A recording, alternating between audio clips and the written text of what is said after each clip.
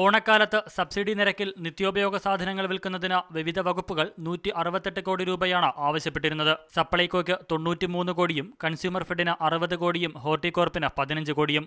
ഇതിന് മന്ത്രിസഭായോഗം അംഗീകാരവും നൽകി. എന്നാൽ ഇതു സംബന്ധിച്ച ഫയൽ ഇപ്പോഴും ധനവകുപ്പിൽ ഉറക്കത്തിലാണ്. സപ്ലൈകോയും കൺസ്യൂമർ ഫെഡും ഓണം വിപണി തുറക്കൽ ഉദ്ഘാടനം നടത്തിയിട്ട് നാളുകളായി. സർക്കാർ പണം നൽകാതെ വിപണിയിൽ ഇടപെടാനാവില്ലെന്നാണ് ഭക്ഷ്യ സഹകരണ വകുപ്പുകളുടെ നിലപാട്. ഇത്തവണ 3000 ഓണവിപണികൾ തുറക്കാനാണ് കൺസ്യൂമർ ഫെഡ് ലക്ഷ്യമിടുന്നത്.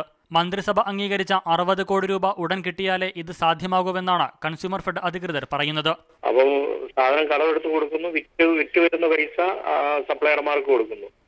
സബ്സിഡി വരുന്ന എമൗണ്ട് കൊടുക്കണമെങ്കിൽ ഗവൺമെന്റിൽ നിന്ന് ഇത് കിട്ടിയാലേ കൊടുത്തു. അപ്പം സപ്ലയർമാരുടെ കംപ്ലീറ്റ് കൊടുത്ത് തീർക്കണമെങ്കിൽ ഈ സബ്സിഡി ചെയ്യുന്ന പൈസയും കൂടെ കിട്ടിയാലേ പറ്റും. 10 കിലോയുടെ സബ്സിഡി അരിയിൽ പകുതി പോലും ഒരിടത്തും നൽകുന്നില്ല. വെളിച്ചെണ്ണ കിട്ടാനുമില്ല. വകുപ്പുകൾക്ക് സർക്കാർ സബ്സിഡി തുക അനുവദിച്ചില്ലെങ്കിൽ BPL കാർഡുടമകൾക്കുള്ള സൗജന്യ ഓണക്കിറ്റ് വിതരണത്തെയും ഇത് സാരമായി ബാധിക്കും. സപ്ലൈകോയാണ് ഓണത്തിന് കൂടുതൽ വിപണന കേന്ദ്രങ്ങൾ തുറക്കുന്നത്.